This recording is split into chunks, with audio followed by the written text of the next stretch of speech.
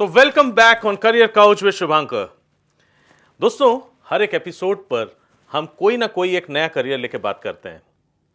Law से लेके medical तक हमने हर एक विषय में बातचीत की। एक और नया विषय हम लोगों ने ढूंढ के निकाला, वो है हॉस्पिटैलिटी इंडस्ट्री। हॉस्पिटैलिटी इंडस्ट्री जब हम बात करते हैं तो दिमाग में सिर्फ एक बात आती है, होटल इंडस्ट्री। लेकिन ये बात सिर्फ होटल्स की नहीं है। आज के दिन में जब हम हॉस्पिटैलिटी कहते हैं तो विश्वास मानिए, इसमें हॉस्पिटल्स तक आ जाते हैं, क्योंकि कहीं ना कहीं उनके भी रूम सेल्स हो रही हैं। उनके वहां भी MIS का वही सिस्टम है जो कि होटल इंडस्ट्री में है। ये बड़ी बड़ी बातें तो होती रहती हैं, लेकिन उसके बावजूद कई और प्रश्न भी मन में आते हैं, जिसमें से एक अहम बात है कि कोविड के टाइम पे जब टूरिज्म कंप्लीटली डाउन था तो होटल इंडस्ट्री पर भी तो एक इंपैक्ट पड़ा होगा। बिल्कुल पड़ा था। और अब जब धीमे धीमे चीजें सामान्य होती जा रही हैं, तब एक बार फिर से टूरिज्म इंडस्ट्री, होटल इंडस्ट्री वापस अपने रंग में उतर रहा है। तो जो होटल एस्पिरेंट्स है, आज हम उनको फिर से एक दिशा देंगे कि होटल इंडस्ट्री में अगर आप उतरने का सपना देख रहे हैं तो आपको प्रिपरेशन कैसे करनी पड़ेगी, अब आगे से हालात कैसे होंगे और इंडस्ट्री हर एक चैलेंज से किस तरीके से निपटने के लिए तैयार हो रही है। तो दोस्तों, हॉस्पिटैलिटी इंडस्ट्री के बारे में बात करने के लिए आज हमने स्टूडियो में आमंत्रित किया है श्री धीरज कुकरेजा जी को। श्री धीरज कुकरेजा होटल इंडस्ट्री से 29 साल से जुड़े हुए हैं। इस दरमियान वो कई बड़े बड़े संगठनों के साथ रहे, कई बड़े ऑर्गेनाइजेशंस में इन्होंने टॉप मैनेजरियल पोस्ट हैंडल किया। बाकी की बातें जानते हैं धीरज कुकरेजा जी से।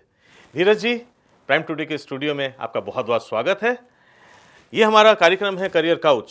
सर, यहाँ पे हम बात करते हैं बच्चों के बारे में, उनके करियर के बारे में। तो सर, थोड़ा सा बताएं पहले तो आप अपने विषय में, आपकी जो यहाँ तक की जो जर्नी रही, 29 साल की जर्नी, बहुत लंबी जर्नी होती है, कैसी रही है journey? Shubhankar ji, thank you very much. आपने मुझे आज स्टूडियो में बुलाया इस टॉपिक पे बात करने के लिए। ये मेरा एक बड़ा फेवरेट टॉपिक है और I am more than happy to contribute. मैंने होटल मैनेजमेंट कॉलेज में एडमिशन 1989 में लिया था और 1992 में मैं पास आउट हुआ।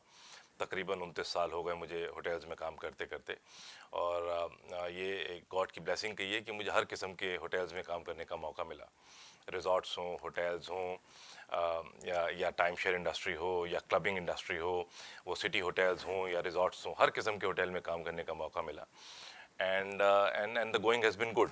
ओके, तो ये था आपके एक्सपीरियंस के बारे में। लेकिन धीरज जी, थोड़ा सा बताएं कि आपके ज़माने में जब आपने होटल इंडस्ट्री में पाँव रखा, आपने once you were hotel graduate, आप बाहर आए, उस समय कैसा होता था? जो स्टार्टिंग होती थी, क्या आपका जो इंटर्नशिप रहा या उसके बाद जो आपकी जो जॉब रही, वो किस प्रकार से रही? तो शुभंकर जी, वैसे तो हमारा ज़माना अभी चालू है, ज़माना हमारा अभी बरकरार है, लेकिन जब हम पास आउट हुए 1992 में, या जब हमने कॉलेज में एडमिशन लिया, तो इंटरनेट नहीं था। आपको कोई भी इंफॉर्मेशन सोर्स करने के लिए लेटर भेजना पड़ता था, लेटर से वापस जवाब आता था, फिर आप डिसाइड करते थे आपने कौन से कॉलेज में ज्वाइन करना है और कौन सी स्ट्रीम लेनी है। आज वो सब बदल गया है। आज आप ओवर अ फ़ोन कॉल या इंटरनेट पे ब्राउज करके सारे किस्म, अलग अलग किस्म के होटल और होटल मैनेजमेंट के कॉलेजेस के बारे में इंफॉर्मेशन प्राप्त कर सकते हैं और अकॉर्डिंगली डिसाइड कर सकते हैं कि आपको किस विषय में और किस शहर में नौकरी करनी है। धीरज जी, एक चीज़ है कि जो बच्चे आज होटल मैनेजमेंट कर रहे हैं या करना चाहते हैं, उनको कैसे ये डिसीजन लेना चाहिए कि वो वाकई इस इंडस्ट्री के लिए बने हैं? देखिए, ये कहा जाता है कि अगर आप में हॉस्पिटैलिटी की तरफ पैशन है, अगर आप देखिए, होटल इंडस्ट्री के अंदर 4-5 मेन डिपार्टमेंट्स होते हैं, जैसे फ्रंट ऑफिस, F&B सर्विस, जैसे किचन्स, जैसे हाउसकीपिंग। तो आप नोटिस करेंगे अपने बच्चे के अंदर कि उसके अंदर उसकी तरफ हाव भाव उसके नज़र आने चाहिए। आप देखेंगे जो बच्चा किचन की तरफ ज़्यादा जाने की कोशिश करता है या माँ बाप की मदद करने की कोशिश करता है, या जो घर में मेहमान आते हैं उनकी सर्विस में बिजी हो जाता है, या जिसके आप कमरे में जाएंगे आप देखेंगे वो साफ़ सफाई ज़्यादा मेंटेन करता है, तो आपको एक मोटा मोटा आइडिया लग जाता है वो क्या चाहता है, वो किस किस्म के वीडियोज़ देखता है, वो कैसी मूवीज़ देखता है, वो किस किस्म के स्पोर्ट्स में जाता है, उसके फिटनेस लेवल्स क्या हैं, उसकी पर्सनैलिटी, उसकी कम्युनिकेशन, ये सब अगर आप देखेंगे, उसकी ग्रूमिंग, तो आप रियलाइज़ करेंगे ये होटल्स में जाना चाहता है और होटल्स के अंदर इस पर्टिकुलर सेक्शन में जाना चाहता है। मेरे साथ तकरीबन ऐसा ही हुआ। मेरे फादर्स ने अपेरेंटली काफ़ी जल्दी ये डिसाइड कर लिया कि मेरा बेटा इंजीनियरिंग या मेडिकल ना करके होटल मैनेजमेंट या डिफेंस फोर्सेस में जाएगा। And as luck would have it, first attempt में हमारा उन दिनों एंट्रेंस एग्ज़ाम दिया और हम लखनऊ IHM के अंदर सेलेक्ट हो गए, जो एक national council of hotel management का एफिलिएटेड कॉलेज है और सेंट्रल गवर्नमेंट के द्वारा रन किया जाता है। लेकिन आज तो बहुत ही आसान है। इनफैक्ट आज इतने कॉलेजेस हैं और इतनी ज़्यादा स्ट्रीम्स हैं और इतनी आगे एजुकेशन आगे बढ़ गई है कि आपके पास चॉइसेस बहुत सारी हैं, इंफॉर्मेशन बहुत सारा है। आप चाहें तो पहले डिसाइड करें कि मुझे नेशनल काउंसिल के होटल मैनेजमेंट कॉलेज में जाना है या मुझे स्टेट गवर्नमेंट के होटल मैनेजमेंट के कॉलेज में जाना है जो एफिलिएटेड है नेशनल काउंसिल से। इसके बाद आपके पास ऑप्शन आती है, ये नहीं मुझे करना है तो मैं ऐसा करता हूँ कि प्राइवेट कॉलेजेस में चला जाता हूँ जो इंटरनेशनली एफिलिएटेड है। फिर हिंदुस्तान के अंदर बहुत सारी ऐसी होटल कंपनीज हैं बड़ी बड़ी जिन्होंने अपने हॉस्पिटैलिटी के कॉलेजेस शुरू किए हुए हैं। ओबरॉय का अपना होटल मैनेजमेंट का है, ललित होटल्स का अपना है, ITC का अपना है, और एक ताज होटल्स का अपना है। अगर आप चाहते हैं कि इवेंचुअली आप ताज होटल या उस किस्म के बड़े होटल्स को ज्वाइन करें, तो ताज का होटल मैनेजमेंट का कॉलेज औरंगाबाद में है जिसको ताज खुद मैनेज करता है। ओबरॉय का दिल्ली के अंदर एक कॉलेज है जो एक होटल के अंदर ही लोकेटेड है जिसको वो ऑपरेट करते हैं। ITC का गुड़गांव में एक कॉलेज है जिसको वो ऑपरेट करते हैं। ललित का फरीदाबाद के आसपास एक कॉलेज है। तो आज बड़ी बड़ी चेन्स ने अपनी हॉस्पिटैलिटी स्टूडेंट्स की नीड को लुक आफ्टर करते हुए अपने कॉलेजेस किए हैं, क्योंकि आज से 10-15 साल पहले नंबर ऑफ कॉलेजेस कम थे और वो जो कॉलेजेस थे उनमें कभी कभी वो एजुकेशन इम्पार्ट नहीं होती थी जो इंडस्ट्री रिलेटेड थी। तो वो लोग आपको थ्योरी क्लासेस देते हैं और साथ में प्रैक्टिकल क्लासेस देते हैं, जिससे आपको ओवरऑल एक कंप्लीट पैकेज बन के आप एक कंप्लीट प्रोफेशनल बन के कॉलेज से बाहर निकलते हैं। अच्छा धीरज जी, जैसे कि फिलहाल तो आपने मेरा काम बहुत आसान कर दिया, आपने पूरी डिटेल बिना पूछे ही काफ़ी बता दी, लेकिन मैं साथ में एक चीज़ जानना चाहूँगा। जैसे आपने कहा कि सिर्फ और सिर्फ जो IHMs हैं उसके अलावा भी अब कई ऑप्शंस हैं। कई प्राइवेट होटल्स ने अपना अपना एक ट्रेनिंग सेंटर, एक इंस्टीट्यूट खोल दिया, जैसे शायद बच्चों को ट्रेनिंग पहुंचाने में, उनको उस लाइन को समझने में बहुत आसानी होती है। लेकिन धीरज जी, इसके साथ ही बात यह है कि जो एस्पिरेंट्स होते हैं, जो नंबर ऑफ एस्पिरेंट्स, वो बहुत बड़े हैं, राइट। IHMs में सीट्स कम हैं, जो टॉप होटल्स हैं वो भी अपने सिलेक्शन क्राइटेरिया को उतनी हाइट पे रखते होंगे। सर एक चीज़ जानना चाहूँगा, despite all the things, right, अगर एक होटल एस्पिरेंट, अगर कोई है बच्चा, वो निकलता है, so how should he try? उसका जो बैकग्राउंड होना है, उसकी जो बेसिक जो स्टडी होनी है वो कैसी होनी है? Should he be from the science side? क्या उसको आर्ट्स बैकग्राउंड में होना चाहिए? कोई पर्टिकुलर सब्जेक्ट जो उसके लिए इंपॉर्टेंट हो? तो क्या है? तो जो नेशनल काउंसिल के कॉलेजेस हैं, जो सबसे ज़्यादा नंबर्स हैं इस वक्त तकरीबन सारी स्टेट कैपिटल्स के अंदर हैं और कुछ नंबर 2 सिटीज़ में भी हैं, उन सब के अंदर आपका एलिजिबिलिटी क्राइटेरिया आपकी नॉर्मल जनरल एप्टीट्यूड के ऊपर होता है। आप साइंस से हो, कॉमर्स से हो, आर्ट्स से हो, उससे फ़र्क नहीं पड़ता। अगर आपको जनरल अवेयरनेस है, आप और अगर आप मीडियोकर स्टूडेंट भी हैं और आप उस इंडस्ट्री में जाना चाहते हैं, और अगर आप छोटा सा एक क्रैश कोर्स कर लेते हैं जिसके अंदर आपकी ग्रामर या आपकी जनरल नॉलेज वगैरह इंप्रूव हो जाती है, तो आप उसको ज्वाइन कर सकते हैं। जो प्राइवेट कॉलेजेस बहुत सारे मैंने बताया, कुछ तो बहुत बड़े हैं, कुछ छोटे शहरों के अंदर थोड़े छोटे कॉलेजेस भी हैं, वो भी बहुत अच्छे हैं। इनफैक्ट ये आपको जान के प्रसन्नता होगी कि तकरीबन जितने भी स्टूडेंट्स पास आउट होते हैं उनकी जॉब ऑलमोस्ट एश्योर्ड है। डिपेंड ये करता है कि आप जॉब किस लेवल पे पाते हैं, वो इस पर डिपेंड करता है कि आपकी अपनी पर्सनैलिटी, आपकी अपनी ट्रेनिंग, आपका अपना जुनून, अपना पैशन और आपकी लगन कितनी है। तो जॉब एश्योर्ड है। अब आप किस पोजीशन से शुरू करते हैं, एकदम जूनियर, सुपरवाइजरी या मैनेजमेंट ट्रेनी, वो इंटायरली इस पर डिपेंड करता है कि आपने कौन से कॉलेज में गए, कैसी एजुकेशन हासिल की और फिर ट्रेनिंग कैसे की, और आगे आप आपने उसको अपने अपने हुनर को कैसे इम्प्रूव किया। सो अगर इससे फर्क नहीं पड़ता कि वो आईएचएम है कि नॉन आईएचएम है, हाँ, उसका जो खुद का जो एप्टीट्यूड होगा वो ज्यादा मायने रखता है। तो अगर अगर आप एक देखिए, जैसा कहा जाता है अच्छे कॉलेज में जाने का ये फायदा होता है कि 90%, you see, if you go to a good college, 90% of the students would probably get better education and better placements. It is not that somebody going कोई छोटे कॉलेज में या किसी और कॉलेज में जाता है, ऐसा नहीं कि वहाँ प्लेसमेंट अच्छी नहीं होती, ये है कि वहाँ कभी कभी परसेंटेज थोड़ी कम हो जाती है। तो जितना बेहतर कॉलेज, जितना बेहतर शहर, जितनी बढ़िया ग्रुप, उतनी परसेंटेज आपके सक्सेस होने की बढ़ जाती है। तो कोशिश ये होनी चाहिए कि हम सबसे अच्छे टॉप के कॉलेज में जाने की कोशिश करें। अगर हमको नेशनल कॉलेज में एडमिशन नहीं मिलता है और अगर हम अफोर्ड कर सकते हैं तो प्राइवेट कॉलेजेस, खास तौर से वो जो होटल्स खुद चलाते हैं, उनमें जाने की कोशिश करनी चाहिए। यदि वो नहीं तो हमको प्राइवेट कॉलेजेस में जो नॉन एफिलिएटेड हैं होटल्स के साथ जाना चाहिए। लेकिन जैसा मैंने कहा, आपकी अपनी क्षमता, आपकी अपनी लगन, आपकी अपनी नॉलेज के ऊपर आपका आगे प्लेसमेंट होगा। प्लेसमेंट्स तकरीबन सबकी होती है, किसकी किस पोजीशन पे होती है वो डिपेंड करता है आपने कितनी मेहनत की और कौन से कॉलेज से पास आउट हुए। मैंने दरमियाने या छोटे शहरों के कॉलेज से भी बच्चों को पास आउट होके सीनियर मोस्ट पोजीशन पे जाते हुए देखा है। तो ये आपके ऊपर कंप्लीटली डिपेंड करता है कि आप कहाँ कैसे पढ़ाई करते हैं और कितना उस पर ध्यान देते हैं। तो सर, मैं जानना चाहूँगा कि आखिर जब बच्चा एक बार डिसाइड कर लेता है कि नहीं अब हमें प्रिपेयर करना है, अब मुझे आईएचएम के लिए मुझे उतरना है, कब होती है एग्जामिनेशन से आईएचएम की और किस समय उनको तैयारी जो है तब तक उनकी पूरी हो जानी चाहिए?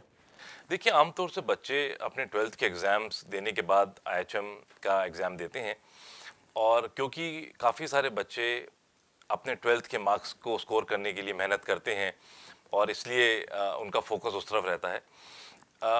तो मैंने बहुत नोटिस किया है कि वो जो एग्ज़ाम्स ख़त्म होने के बाद जो फरवरी मार्च में ख़त्म होते हैं, करीब 2-2.5 महीने का पीरियड मिलता है जिस टाइम वो अगर चाहे तो इस होटल मैनेजमेंट के लिए तैयारी कर सकते हैं। जैसे मैंने कहा, ज़्यादातर क्वेश्चन आंसर्स जो होटल मैनेजमेंट के एंट्रेंस एग्ज़ाम में आते हैं वो जनरल नॉलेज और एप्टीट्यूड से रिलेटेड होते हैं, और ये एक बार आपने रिटन एग्जामिनेशन क्लियर कर लिया, उसके बाद आपको अगला जो ग्रुप डिस्कशन का पीरियड आता है उसके अंदर आपकी कम्युनिकेशन स्किल्स, पर्सनालिटी, इन चीज़ों पे ध्यान दिया जाता है। तो मेरे ख्याल से अगर एक आदमी अबव एवरेज इंटेलिजेंस रखता है और वो 12th के बाद भी वो 2-2.5 महीने का क्रैश कोर्स या किताबें लेके पढ़ लेता है जो पिछले सालों की क्वेश्चंस पे निर्धारित होती हैं, उसको समस्या एंट्रेंस में नहीं आएगी। हाँ, ये ज़रूर है कि आपके कितने नंबर आते हैं और आपने कौन सा कॉलेज चूज़ किया है, उस हिसाब से आपकी कट आउट पीरियड निकलता है। तो एक लिस्ट आती है, आपने अपने कॉलेजेस के हिसाब से आपका शायद नाम ना आए, फिर अगली कट आउट आती है, ऐसे 3-4 बार होता है और फिर फाइनली आपको एक जगह ज्वाइन करना होता है। आज कुछ ऐसी भी संस्थाएं, कुछ ऐसे भी होटल्स हैं जो फीस भी नहीं लेते। वो कहते हैं आइए, एक छोटा सा डिपॉजिट जमा कराइए, हम आपको पढ़ाएंगे और हम ही आपको यूनिफॉर्म देंगे, हम आपको 100% प्लेसमेंट भी देंगे। आप हमारे पास 3-4 साल काम कीजिए और उसके बाद अपना जो डिपॉजिट दिया उसको वापस लेके चले जाइए, और यदि आप इमीडिएटली पास आउट होने के बाद दूसरी जगह जाना चाहते हैं तो वो आपका फॉरफिट हो जाता है। ऐसी भी चीज़ें अवेलेबल हैं। तो अगर किसी के पास फ़ी की समस्या है तो आप ऐसी जगहों पे भी अप्लाई कर सकते हैं। इसी तरह एक कंपनी है ओबरॉय होटल्स, उनका एक स्टेप प्रोग्राम है जिसके अंदर वो आपको ऑन द जॉब ट्रेनिंग कराते हैं, आपको साथ साथ ग्रेजुएशन कराते हैं और आपको उस टाइम लीव मिलती है जो कि आप दे सकें, और आपको वो पेमेंट करते हैं। तो basically from day 1 after class 12 not only are you learning, you are also earning. आप सीख भी रहे हैं और आप कमा भी रहे हैं। तो तकरीबन इस किस्म के कोर्सेज या इस किस्म की ऑप्शंस हर जगह अवेलेबल है। हाँ, जो स्टूडेंट्स होटल मैनेजमेंट कॉलेज से करना चाहते हैं, एक थोड़ी सी कॉलेज लाइफ भी इंजॉय करना चाहते हैं और एक अपनी कहते हैं रूट्स को स्ट्रेंथन करना चाहते हैं और फिर आगे चाहते हैं कि हम पास आउट हों, मैनेजमेंट ट्रेनी बने या सुपरवाइज़र बने, तो उसके लिए होटल मैनेजमेंट करना चाहिए।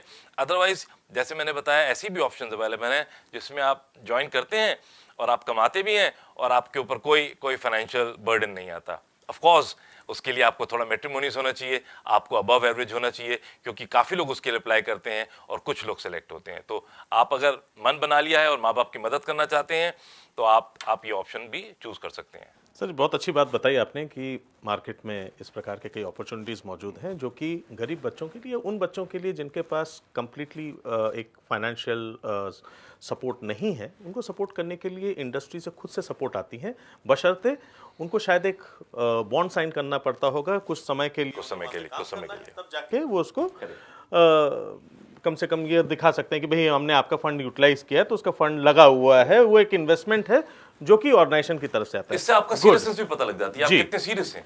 तो सर क्या लगता है ये जो कंप्लीट जो एक होटल मैनेजमेंट की आईएचएम की अपनी फीस होगी, इनकी अपनी फीस होगी, ये दोनों स्ट्रक्चर में समानता कैसा है, एक अनुमानित? नहीं, बहुत फ़र्क है एक्चुअली। अगर आप देखें अलग अलग कॉलेजेस की अलग अलग फ़ीस स्ट्रक्चर होता है। आप पाएंगे, देखिए गुड़गांव में कॉलेज है जो जिसको आईएसबी कहते हैं, आईएसएच कहते हैं, जो 2-2.5 साल पहले खुला है। उसका फ़ीस स्ट्रक्चर बहुत डिफरेंट है, क्योंकि वो तकरीबन कॉलेज होटल जैसा है, वो होटल के साथ ही एफिलिएटेड है।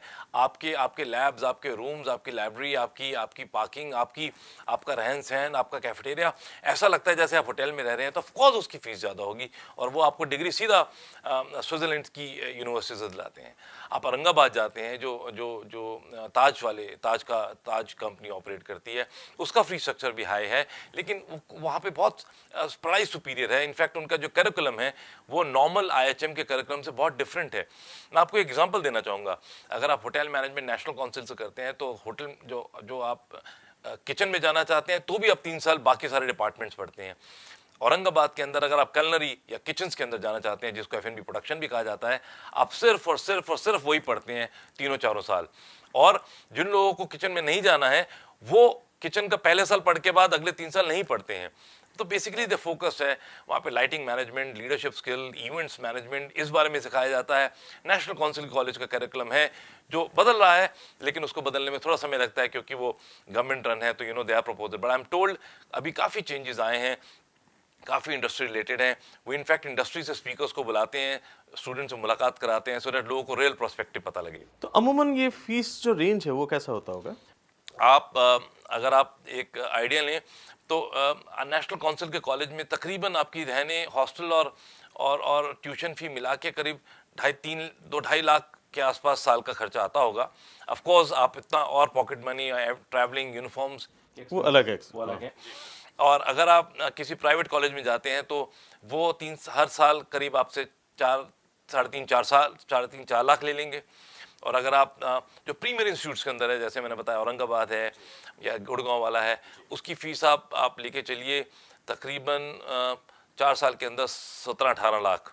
और अगर आप चाहते हैं कि 1 साल में बाहर, उनके ऑप्शन होती है कि 1 साल आप बाहर जाके हडर्सफील्ड यूनिवर्सिटी, एक्चुअली औरंगाबाद वाले आपको यूनिवर्सिटी ऑफ हडर्सफील्ड से डिग्री देते हैं। और अगर आप चाहते हैं कि मैं 1 साल हडर्सफील्ड यूनिवर्सिटी में पढ़ूँ तो 8-10 लाख उसके और बढ़ जाते हैं। बट यही है, आप वहाँ रहते हैं, आप चाहें तो आपको एक नंबर ऑफ आवर्स की वर्किंग की अवेलेबिलिटी मिलती है, तो उससे भी कुछ अर्निंग हो जाती है। लेकिन एक आपका प्रोस्पेक्टिव बदल जाता है, आप लिटरली इंटरनेशनल फ्रेम में आ जाते हैं और वहीं के वहीं आप एब्जॉर्ब हो जाते हैं।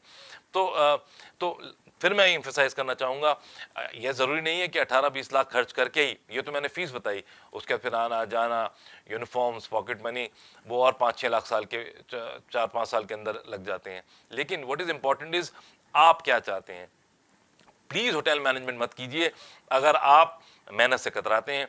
प्लीज़ होटल मैनेजमेंट मत कीजिए यदि आप में पैशन की कमी है।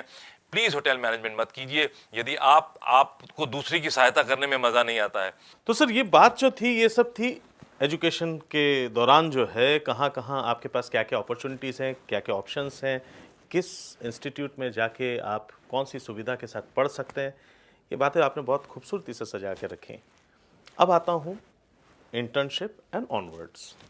सर एक बार जब कोर्स ख़त्म हो जाता है तो हर एक लाइन की अपनी एक जद्दोजहद होती है, और जहाँ तक मुझे पता है होटल मैनेजमेंट, इसको मैं शायद नेक्स्ट टू डिफेंस लाइन में सोचता हूँ, क्योंकि यहाँ पे जो मेहनत है, यहाँ जो ड्यूटी आवर्स हैं, उसकी कोई लिमिट नहीं होती, अगर मैं गलत नहीं हूँ तो सर आप क्या सजेस्ट करेंगे हमारे दर्शकों को कि किस प्रकार से रहता है, किस तरीके से स्टार्टिंग होती है, इंटर्नशिप किस प्रकार होती है, उसमें उस दौरान में अलग अलग डिपार्टमेंट एक्सपोजर कितना मिल पाता है, और इसके आने वाले फायदे, और फिर अपना लाइन क्या वो खुद चयन करते हैं या होटल बताती है कि नहीं आपको इस फील्ड में रहना है? बहुत बहुत इंटरेस्टिंग क्वेश्चन आपने हमसे पूछा है, एंड मैं ये इस बारे में आपको बड़ी डिटेल में बताना चाहता हूँ। देखिए, जब आप होटल मैनेजमेंट कर रहे होते हैं तो थ्योरी एक एस्पेक्ट है, लेकिन मेरे ख्याल से मेरा ये मानना है वो एक छोटा सा एस्पेक्ट है। प्रैक्टिकल ट्रेनिंग मेजर एस्पेक्ट है। हम इंजीनियर नहीं बन रहे हैं जिसके अंदर हमको फार्मूला सीखना है, हमको एक्चुअली देखना है कि कैसे एक्चुअली काम होता है। It's more to do with your presence and with your working. So जो नेशनल काउंसिल के होटल मैनेजमेंट कॉलेजेस हैं, इनके अंदर एक मैंडेटरी 6 महीने की ट्रेनिंग होती है जो सेकंड ईयर में होती है। वो कुछ आधे बैच, कुछ लोग आधे फर्स्ट 6 मंथ्स में जाते हैं, 5.5 मंथ्स, और कुछ लोग बाकी 5.5 मंथ्स में जाते हैं, और 1 महीने की वो एग्जामिनेशन होता है। उस दरमियान अगर मैं आपको बताना चाहूँगा, बहुत सारे स्टूडेंट जो होटल मैनेजमेंट बड़े एक्साइटेड होकर आते हैं, वो 6 महीने के अंदर वो पता लगता है उनको कि हमसे काम नहीं होगा, और बहुत सारे फेज आउट हो जाते हैं। मेरी डॉटर जब होटल मैनेजमेंट करना चाहती थी और उसने अपनी डिज़ायर बताई, तो मैंने सबसे पहले उसको 3 दिन के लिए होटल में छोड़ दिया जहाँ मेरी एक फ्रेंड थी, काम करती थी। हमने कहा आप 18 साल के हो गए हैं, आपको ट्रेनिंग अलाउड है, आप 3 दिन में होटल में देख के आइए हो क्या रहा है। वो 3 दिन उन्होंने गया और फिर वापस आके बोले हाँ हम अभी भी होटल मैनेजमेंट करना चाहते हैं। तो हमने उनको आगे परस्यू करने दिया, क्योंकि हॉस्पिटैलिटी इंडस्ट्री के अंदर बहुत मेहनत है। ये कह देना ब्लैंकेट की लंबी शिफ्ट्स होती हैं थोड़ा सा गलत होगा, क्योंकि कभी ऐसा भी होता है जब काम नहीं होता। हॉस्पिटैलिटी के अंदर क्या है, सीजन है, ऑफ सीजन है, वो दिन ऐसे होते हैं जब बहुत बिजी होता है, उस दिन अलग से आदमी नहीं आ सकते, उस दिन सबको थोड़ा स्ट्रेच करना पड़ता है। सडनली आपका जो ग्रुप 11 बजे आने वाला था शाम को, वो नहीं पहुंचा, बस खराब हो गई, फ्लाइट लेट हो गई, वो रात को 1 बजे आया, उसको लुक आफ्टर करना तो हमारी जिम्मेदारी है। नाइट शिफ्ट के अंदर ऑब्वियसली लिमिटेड स्टाफ होता है, तो आफ्टरनून को कभी कभी स्ट्रेच करना पड़ता है। ये समस्याएं हैं, ये रहेंगी, क्योंकि ये 24/7 के ऑपरेशंस हैं, और इसमें कोई स्टडी नहीं है कि जैसे आप बाकी जगह जाएंगे तो एक रूटीन है, आप आए चलेंगे, इसकी रूटीन बदल जाती है। आपने ट्रेनिंग के बारे में बताया, किस होटल से आप ट्रेनिंग कर रहे हैं, ये बहुत इंपॉर्टेंट है। आप इवेंचुअली क्या करना चाहते हैं, आप इवेंचुअली आपकी डिज़ायर बिजनेसमैन बनने की है, रेस्टोरेंट चलाना चाहते हैं, अपना होटल खोलना चाहते हैं, सिटी में काम करना चाहते हैं, या अपना कैरियर बनाना चाहते हैं जिसमें आप नौकरी करना चाहते हैं for the rest of your life, उस पर आपको चूज़ करना चाहिए कि आप किस होटल के अंदर ट्रेनिंग करने जा रहे हैं। देखिए, जितना बड़ा होटल, जितना बड़ा शहर, उतनी ज़्यादा मेहनत, उतना ज़्यादा क्रिटिकल, उतना ज़्यादा कंपटीशन। तो यदि आप अच्छे हैं, आपकी पर्सनालिटी ठीक है, आपकी कम्युनिकेशन ठीक है, और आप फिजिकली फिट हैं, फिजिकल फिटनेस बहुत ज़रूरी है इस इंडस्ट्री के लिए। आप सोचिए, हम जब होटल जाते हैं, हम चाहते हैं कि सामने जो आदमी हमसे डील करे उसकी पर्सनालिटी हो, उसकी प्लीजिंग पर्सनालिटी हो। तो अगर आपकी अबव एवरेज हाइट है, अगर आपकी कम्युनिकेशन ठीक है, अगर आपकी ओवरऑल पर्सनालिटी अच्छी है, तो आपको कंसिडर करना चाहिए। यदि इसमें कुछ 19-20 आपको नजर आता है, तो फिर आपको देखना चाहिए वो कौन सा डिपार्टमेंट है। देखिए, किचन ऐसी एक जगह है जहाँ पे सिर्फ और सिर्फ आपके हाथ की स्किल चलती है, आपकी कम्युनिकेशन 19-20 हो तो भी चली जाती है। अगर आपको लगता है कि आपको कम्युनिकेशन आपकी बहुत स्ट्रांग है, if you like meeting people, if you like extending help to people, front office department जहाँ पे आपको जाना चाहिए, क्योंकि वहाँ पे आपको यही काम करने को मिलता है। लोग चाहते हैं आप उनसे बात करें, आप उनसे बात करते हैं, आप उनकी मदद करना चाहते हैं, वो मदद लेना चाहते हैं। माफ़ करिएगा मैं रोक रहा हूँ, लेकिन चीज़ ये है कि आपने डिपार्टमेंट सोचा अपने लिए, ये अच्छा है। ये जरूरी तो है नहीं कि भाई मैनेजमेंट आपको वही डिपार्टमेंट एलोकेट कर देगा। बिल्कुल आप ठीक कह रहे हैं। देखिए, क्या होता है, जब आप होटल मैनेजमेंट कर रहे होते हैं और ट्रेनिंग कर रहे होते हैं, उसके अंदर 1 महीने की स्पेशलाइजेशन होती है। आमतौर से स्टूडेंट्स और होटल आपकी वर्किंग के पहले 4 महीनों को देख के डिसाइड करता है कि आप इस डिपार्टमेंट के अंदर ज़्यादा काम कर पाएंगे, क्योंकि 4 महीने में आपने काम सीख लिया। अब आप 1 महीना ऐसी जगह काम कीजिए जहाँ पे आप कुछ डिलीवर कर सकें। एक वो।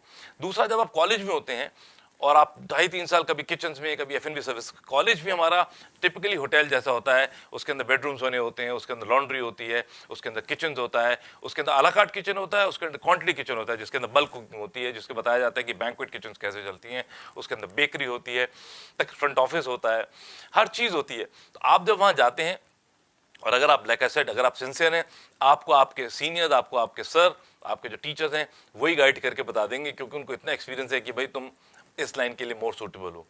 ऐसा नहीं है कि आप एक बार किसी लाइन में जाते हैं तो आप चेंज नहीं कर सकते। हाँ, इट इज़ बेटर कि आप डायरेक्ट उस लाइन में जाएं जिसमें आपको इंटरेस्ट है, जिसमें आपको ग्रोथ आगे मिलेगी। लेकिन इवेंचुअली ये भी बहुत ज़रूरी है कि अगर आप जनरल मैनेजर बनना चाहते हैं, सीनियर वाइस प्रेसिडेंट बनना चाहते हैं, डायरेक्टर्स बनना चाहते हैं कंपनीज के अंदर, तो आपको सारे डिपार्टमेंट्स की नॉलेज होनी चाहिए। नॉलेज थ्योरेटिकल जो कॉलेज से मिलती है, नॉलेज प्रैक्टिकल जो होटल्स में काम करके मिलती है। आज की तारीख में होटल्स आपको ऑन योर रिक्वेस्ट, आप फॉर एग्जांपल फ्रंट ऑफिस में काम कर रहे हैं, रिसेप्शन पे काम कर रहे हैं, गेस्ट रिलेशन में काम कर रहे हैं, अगर आप बोलते हैं कि हमें F&B सर्विस में कुछ टाइम काम करने का मौका दिया जाए, वो आपको देते हैं। इसको इंटर डिपार्टमेंट ट्रेनिंग कहते हैं। स्टाफ को ये फ़ायदा होता है कि उनको सारे डिपार्टमेंट्स की नॉलेज मिल जाती है। होटल को ये फ़ायदा होता है कि कभी किसी डिपार्टमेंट में थोड़ा स्टाफ ऊपर नीचे होता है तो दूसरा डिपार्टमेंट उसको रेस्क्यू करने के लिए हेल्प में आ जाता है। फॉर एग्जांपल, आज बड़ी फंक्शंस चल रहे हैं होटल के अंदर, तो हमको F&B सर्विस के ज़्यादा स्टाफ की ज़रूरत है, रूम ऑक्यूपेंसी कम है या हाउस कीपिंग की स्टाफ कम है, तो आप उनको यूज़ कर सकते हैं। I think it's a win win situation.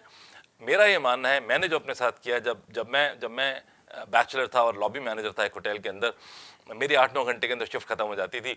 मैं रिक्वेस्ट करके अपने जनरल मैनेजर से या अपने हेड ऑफ डिपार्टमेंट से दूसरे डिपार्टमेंट से जाके काम करता था।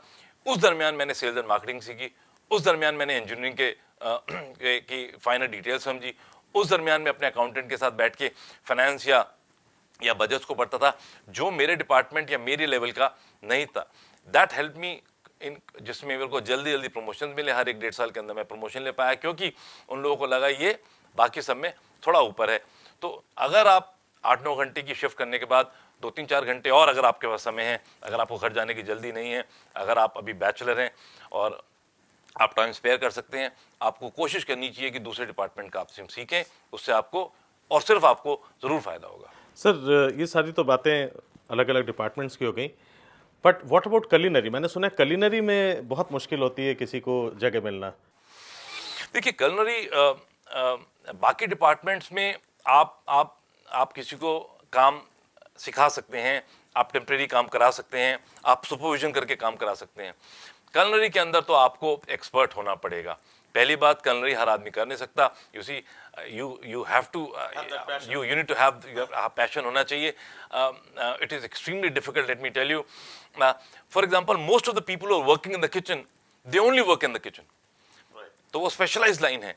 और अगर जो बाकी डिपार्टमेंट्स हैं वो किचन में भी काम करते हैं, कुछ लोग शिफ्ट होकर फ्रंट ऑफिस चले जाते हैं, सेल्स में चले जाते हैं, हाउसकीपिंग में चले जाते हैं।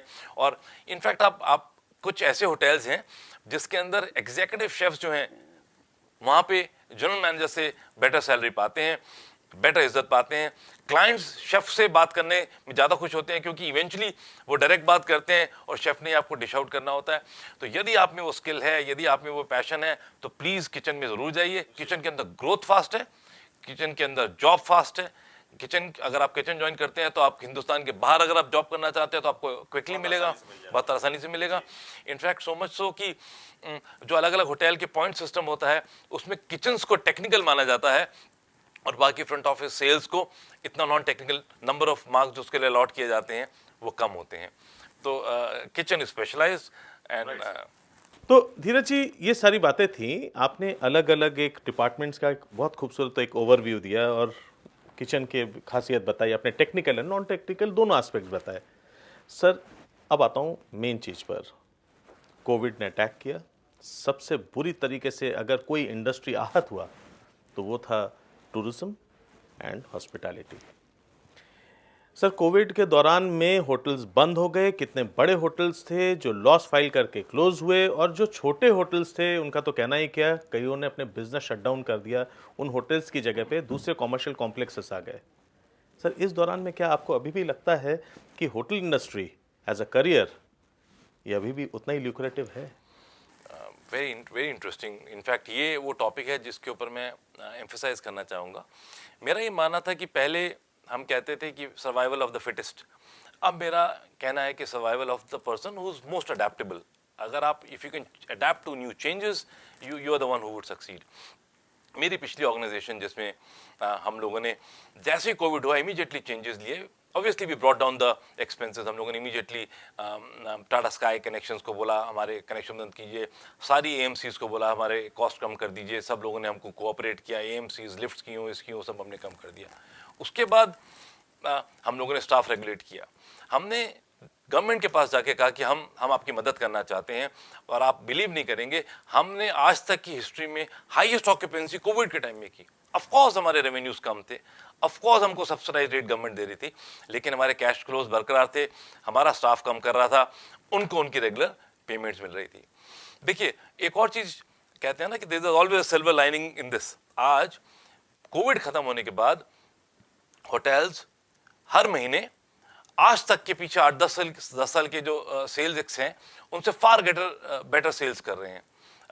रिजॉर्ट्स में तो जिसे रिवेंज टूरिज्म कहते हैं उसकी वजह से रूम्स अवेलेबल नहीं है। कल ही एक मेरे दोस्त हैं, उन्होंने कहा कि धीरज हमको एक रिजॉर्ट चाहिए जिसके अंदर 20 कमरे चाहिए 6 दिनों के लिए, बहुत अच्छा रिजॉर्ट है शिमला के अंदर, आप बुक कर दीजिए। मैंने वहाँ फ़ोन किया, उनके रूम्स ही अवेलेबल नहीं है। People are really busy, rates are really high, banquets are really booming, people are doing very well. हाँ, एक ज़रूरी है कि कुछ कॉर्पोरेट होटल्स ऐसे हैं जिन लोगों को तकलीफ हुई, कुछ सिटीज़ हैं जिन्होंने बहुत अच्छा किया, कुछ सिटीज़ हैं जो थोड़ी कमज़ोर रह गई। It's a question of 1 or 2 or 3 months, things are coming back to normal. मैं ये आपको बताना चाहूँगा ये टाइम है हॉस्पिटैलिटी ज्वाइन करने का, वो इसलिए क्योंकि बहुत सारे स्टाफ मेंबर्स, बहुत सारे टीम मेंबर्स जो पहले होटल्स में काम करते थे उन्होंने हॉस्पिटैलिटी छोड़ के दूसरी लाइन ज्वाइन कर ली। जैसे आपने बताया हॉस्पिटल, जैसे आप कुछ लोग some people went back to the villages, कोई अपने गांव चले गए, किसी ने शॉप खोल ली, किसी ने कुछ और कर लिया। अब इस वक्त वैकेंसीज इतनी ज़्यादा हैं, स्टाफ अवेलेबल नहीं है और इस वक्त कोई भी अगर ट्रेन मैन पावर है तो उसको इमीडिएटली रिक्रूट किया जा रहा है। तो this is a great time to join hospitality. और ये बात रखना ज़रूरी है, 60-70% ऑफ द पीपल जो पास आउट होते हैं होटल मैनेजमेंट करके वो होटल्स ज्वाइन नहीं करते हैं। हॉस्पिटैलिटी के कोर्स करने के बाद IHM से या बाकी कॉलेजेस से वो जाते हैं मॉल्स में, शॉपिंग सेंटर्स में, हॉस्पिटल्स में, मोबाइल कंपनीज में, ट्रैवल एजेंसीज में और तमाम नई लाइंस में। क्यों? उन्हें ये समझ में आता है कि जो होटल मैनेजमेंट करता है या होटल्स के अंदर कुछ साल काम कर चुका होता है उसके अंदर पेशेंस लेवल बहुत हाई होते हैं, उसकी पर्सनालिटी, कम्युनिकेशन, ग्रूमिंग बाकी लोगों से मच बेटर होती है। ये अपने आप में एक बहुत बड़ा चैलेंज है, हम लोग इसको लाइटली लेते हैं। आप जाइए किसी जगह और देखिए, अगर कोई आपको वेल ग्रूम पर्सन रिसेप्शन हो या हॉस्पिटल हो या कोई .com कंपनी हो तो आप रियलाइज़ करेंगे वो हॉस्पिटैलिटी से आया है। तो फैसिलिटी मैनेजमेंट, केटरिंग, कितनी जगह लोग जाते हैं। तो सिर्फ होटल मैनेजमेंट करके होटल में काम करना है ऐसा ध्यान नहीं रखना चाहिए। लोग हॉस्पिटैलिटी का काम करके उसके आगे MBS भी करते हैं और फर्दर ग्रो करते हैं। तो जॉब्स की कोई कमी नहीं है, आपको क्या जॉब मिलेगा ये सिर्फ और सिर्फ आपके ऊपर डिपेंड करता है। थैंक यू सो मच धीरज जी, आप हमारे शो में आए और आपने हमारे दर्शकों को होटल से जुड़ी हुई, उसकी इंडस्ट्री से जुड़ी इतनी सारी बातें बताई। एक बात आपने बहुत सही कहा कि अब वो समय जा चुका है, जो एक पीरियड था जिसको सल्किंग पीरियड कहते हैं वो अब जा चुका है और अब ये इंडस्ट्री दोबारा से अपने आप को रिजुविनेट करके पूरे एक फ्रेश एनर्जी के साथ उतरी है। तो this is a very correct time, this is the right time जब आपको, अगर आप होटल एस्पिरेंट हैं, आप होटल मैनेजमेंट करना चाहते हैं या उस लाइन को परखना चाहते हैं तो ये करेक्ट समय है। क्योंकि ये इंडस्ट्री, जैसे कि अभी इन्होंने बताया कि एक सेल्स होता है, विंडफॉल सेल्स इस समय, क्योंकि एकदम से आपकी कोरोना खत्म हुई, अब सब लोग बाहर घूमने जाना चाहते हैं, तो एक बार फिर से टूरिज्म को बढ़त मिलनी चाहिए, होटल्स को बढ़त मिलनी चाहिए, शायद ये इंडस्ट्री के लिए एक सुनहरा अवसर हो। तो दोस्तों, आज के एपिसोड के लिए इतना ही। आज आपने जाना कि होटल मैनेजमेंट से जुड़ी हुई लाइन के वो बारीकियां जो शायद आपको अपने लिए फ्यूचर डिज़ाइन करने के लिए आसान बने। बताइएगा, हमारे अलग अलग जो सोशल मीडिया फ्रेम्स हैं प्लीज़ उसको फॉलो करिए, फेसबुक पेज पर जाइए, लाइक करिए, सब्सक्राइब करिए। अगर आपके कुछ कमेंट्स हैं प्लीज़ ज़रूर मेंशन करिए, आपके सुझाव हम हर बार पढ़ते हैं, उसी हिसाब से हम नए नए आयाम, नए नए फील्ड्स आपके सामने लाते हैं। तो जुड़े रहिएगा इस शो को बेहतर बनाने के लिए। नमस्कार।